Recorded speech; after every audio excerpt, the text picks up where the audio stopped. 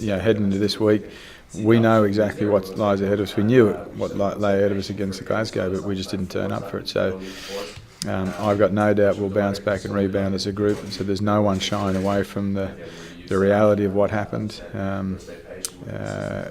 We know what's coming from them. They're the number one kicking team in the competition. They'll flood the breakdown. They'll try and slow down the ball. It's season defining for them too. So they're going to turn up here with a sting in their tail and wanting to put points on us. So for us, it's to trust our systems and to remain patient with our game. That's our theme for this week.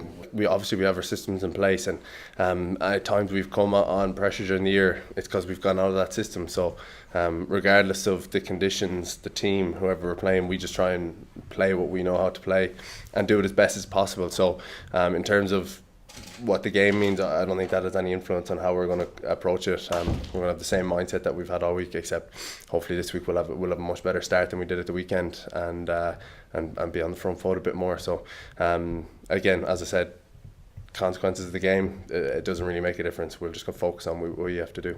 As we said, it's in our hands, so we still have that bit of a lead, and depending on how we play, it's kind of, we control our own destiny. So as long as we keep getting wins, we can't be caught. So that's all we'll be focusing on, one game at a time, and keeping ourselves in that position for the playoffs. We can't hold your hand out there, fellas. You blokes have got to own that. You've got to start to reward and recognise good behaviour, but hold each other to account on the things that we say we're going to do. Now, if we're not prepared to be that team, we don't deserve to be in a final spot. So this is to me, it's not just on the footy field either. It's the little things we do around here.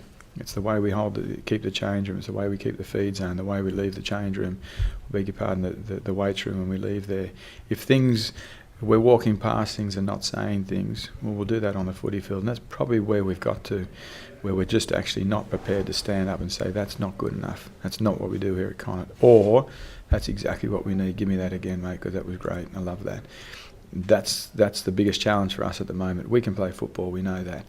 But we need to be able to have those tougher conversations, or the real conversations as we call them, positive or negative, and make sure we hold each other to account. Look, we'll be happy to be at home again in front of that crowd. I thought the crowd against the Cheetahs were great. It really gives, especially when we're under the pump, that bit of extra up and go when you hear the crowds roaring. So be open for a big crowd again this weekend to get us over the line. You know that they're going to turn up, because they tend to always do that, and they're going to be in great voice, but we've got to make sure we give them something to cheer about too. But yeah, not many more left here at the sports ground this year. Fans have been fantastic all year, and hopefully we do get a full house.